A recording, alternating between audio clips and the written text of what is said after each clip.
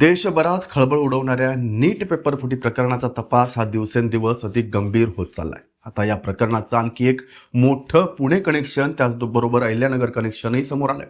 तपासाची दिशा थेट आता महाराष्ट्राकडे वळली आहे आणि त्याचमुळे महाराष्ट्रात एकच खळबळ उडाली. या प्रकरणात प्रथम पुण्यातल्या बिबवेवाडी परिसरातून मनीषा वाघमारे नावाच्या महिलेची चौकशी करण्यात आली.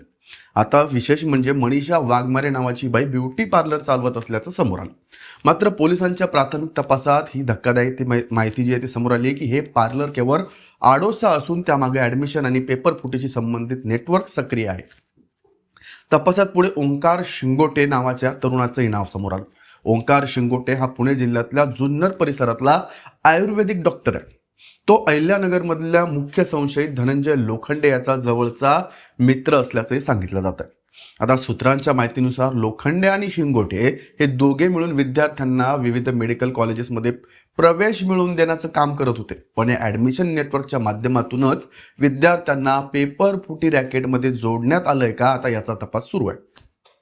पोलिसांना हाही संशय आहे की विद्यार्थ्यांचे मोबाईल नंबर गोळा करणे, त्यांच्याशी संपर्क साधणे आणि सेटिंगच्या नावाखाली, बघा लक्षात घ्या, सेटिंगच्या नावाखाली त्यांना गाठणं हे ओमकार शिंगोटे करत होता. यामध्ये काही पालकांचाही संपर्क आहे, वापरला गेलाय त्यांचे कॉन्टॅक्ट, अशी शक्यता आता तपासली जाते. दरम्यान या सगळ्या प्रकरणाचा तपास आता केवळ महाराष्ट्रापुरता मर्यादित राहिला आहे का, तर बिलकुल नाही. देशभरातल्या अनेक राज्यांमध्ये पसरलेल्या नेटवर्कची चौकशी सुरू आहे. सीबीआय आणि पुणे पोलीस संयुक्तपणे या रॅकेटमधल्या आर्थिक व्यवहारांचा, कॉल रेकॉर्डचा, सोशल मीडिया कनेक्शन आणि ॲडमिशन एजंट्स यांची माहिती तपासत आहेत. विशेष म्हणजे नीट पेपर फुटी प्रकरणात याआधी बिहार, गुजरात आणि उत्तर प्रदेशमधल्या अनेक जणांचे कनेक्शन समोर आले. आता पुणे आणि अहिल्यानगरमधले धागेदोरे मिळाल्यानं महाराष्ट्रातील नेटवर्कचंही तपासाच्या केंद्रस्थानी आलं. तपास यंत्रणांना संशय आहे की ही टोळी केवळ पेपर फुटीपुरती मर्यादित नसून मेडिकलचे ॲडमिशन असतील, ह्या एजंटचं नेटवर्क असेल, मोठ्या आर्थिक व्यवहार जे असतील ते आतापर्यंत त्याच्यात झालेले असतील. आता फक्त हे समोर आल्यानं आपल्याला काही थोडेसे मासे जे आहेत ते पोलिसांना वाटतं की गळाला आलेत, नाही ते रॅकेट मोठं आहे. आता सर्वात मोठा प्रश्न कोणता आहे की या रॅकेटमध्ये आणखी किती उच्च शिक्षित लोक सहभागी आहेत. बघा, या रॅकेटमध्ये आणखी किती उच्च शिक्षित हा शब्द एवढ्यासाठी वापरतोय कारण एक ब्युटी पार्लरवाली जरी दिसत असली तर आपल्याला दुसरा एक डॉक्टर सुद्धा याच्यात दिसतोय.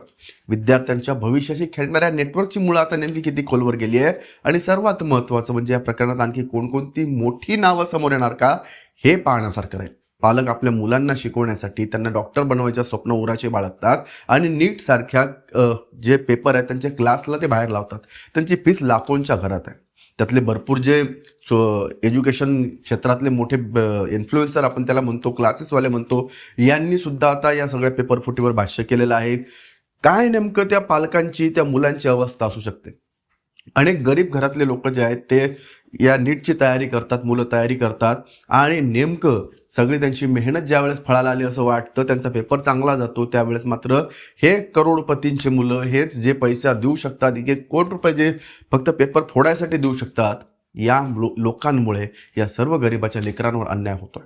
या प्रकरणात तपास जो आहे तो गांभीर्यानं झालाच पाहिजे. दोषींना कठोरात कठोर शिक्षा भेटलीच पाहिजे. सर्वसामान्यांच्या पाल्यांचं किंवा त्याच निमित्तानं त्या पालकांचंही आर्थिक नुकसान आणि त्यांच्या भविष्याचं, त्यांच्या करिअरचं नुकसान होऊ नये, एवढीच फक्त एक आपली इच्छा व्यक्त करतो. तुम्हाला व्हिडिओ कसा वाटला कमेंट करून नक्की सांगा.